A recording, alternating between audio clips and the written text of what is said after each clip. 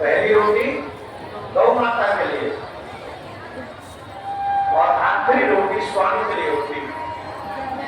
और गौ माता हमारे घरों में है नहीं, तो हमको क्या करना चाहिए? आप सभी प्रिया कांजू की गौशाला से जुड़ जाइए। जिन जिन के घर में गौ नहीं है, रोटी सुखा हम सभी सनातनियों से कह रहे हैं, आप सभी प्रिया कांजू की गौशाला से जुड़ जाइए और हर दिन एक रोटी निकालने का संकल्प मन में कीजिए कि हम एक रोटी नित्य निकाल लेंगे और प्रिया कांजू की गौशाला में पहुंचा देंगे। अब आप बताइए, एक रोटी कहीं भी बाहर से खरीदोगे तो कितने की आएगी? जोर से बोलो, जोर से। 5 रुपए की, 10 रुपए की। तो 10 रुपए की अगर रोटी हुई तो महीने में दिन कितने हुए? जोर से बोलो। 30 दिन के हिसाब से 10 रुपए को डिवाइड करो 300। हमें आपसे 300 रुपए नहीं चाहिए, हमें आपसे प्रत्येक महीने 101 रुपया आप निकालिए गौ माता के लिए, प्रिया कांजू की गौशाला के लिए। और पूर्णिमा के दिन आप वो प्रिया कांजू की गौशाला में अपने मोबाइल से ट्रांसफर कर दीजिए और ये भाव रख कर करिए कि पूरे महीने भर जो मेरे घर की पहली रोटी है उसका फल गौ माता को मिले, पहली रोटी गौ माता को दे रही हूँ, उस भाव से संकल्प करें। घर बैठे प्रिया कांजू की गौशाला और गौ माता की सेवा करने का आपको लाभ मिलेगा, पूरा लाभ मिलेगा। और आजकल तो आपको कहीं बैंक में नहीं जाना, कहीं नहीं जाना, आजकल वो मोबाइल में क्या आता है, वो कौन सा कार्ड होता है क्या, ये सोशल मीडिया पे डाल देते, टीवी स्क्रीन पे सामने आ रहा है, ये क्या बोलते हैं इसको, क्या बोलते हैं? QR code. ये इसको आप अपने मोबाइल में प्रिया कांजू की गौशाला के लिए क्लिक कर लीजिए और हर बार पूर्णिमा पे ही या कभी जन्मदिन हो या कुछ भी हो, आप गौ माता को सेवा कर लेंगे।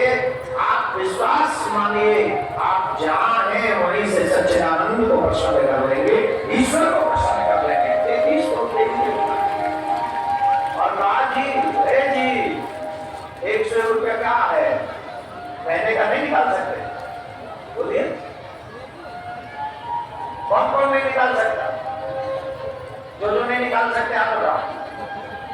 कितने का गुटखा खा के छोड़ देते हैं, सड़क पे छूट देते, सड़क लाल कर देते हैं, सड़क लाल कर देते हैं हम लोग। कौन कौन निकाल सकते हैं हर महीने? वाह, धन्यवाद। हमें आपसे 101 नहीं, 202 चाहिए।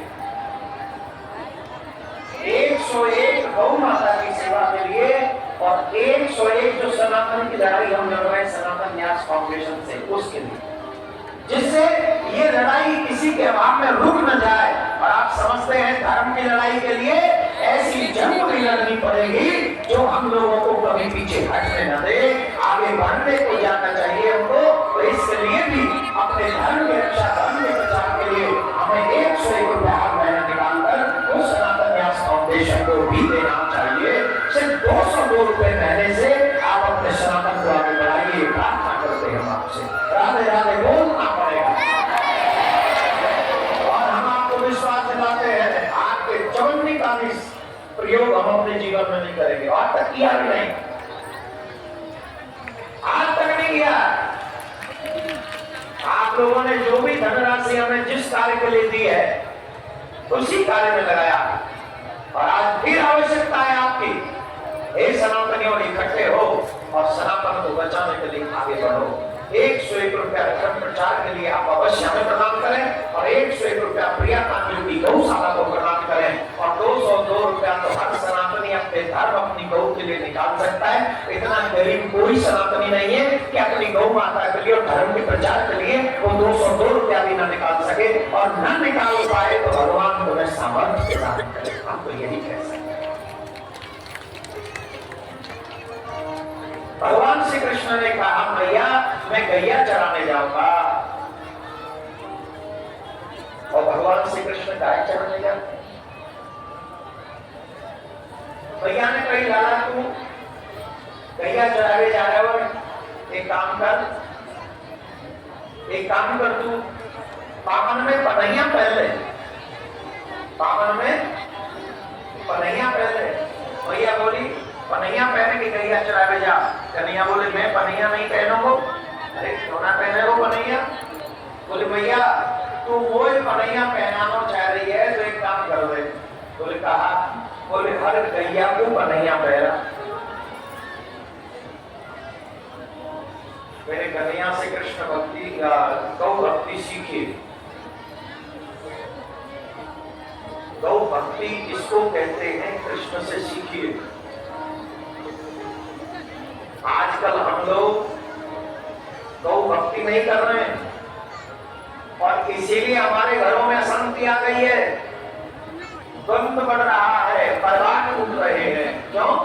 पहले हर घर में गौ के गोबर से चौका लगाया जाता था। किसने अपने घर में गौ के गोबर से चौका लगाया? सभी लोग लगाए हैं पहले के जमाने में। हम सब ज्यादा समुद्र टूटे हुए नहीं मिलेंगे। बढ़िया गाय और चुटकी वाली। और जब से घरों में पत्थर आ गए हैं, मानव भी पत्थर दिल हो गए। अभी हमारे पापा जर्सी गाय के दूध न पिए। जो देसीला होता है। गौ की सेवा जिस घर में होती है वहाँ घर नहीं टूटते हैं, वहाँ शांति नहीं रहती, वहाँ क्लेश नहीं रहते हैं, वहाँ दरिद्रता नाश करती है।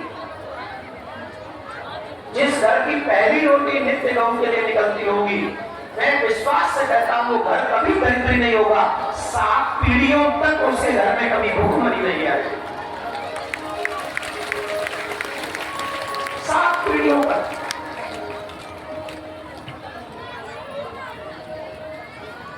हम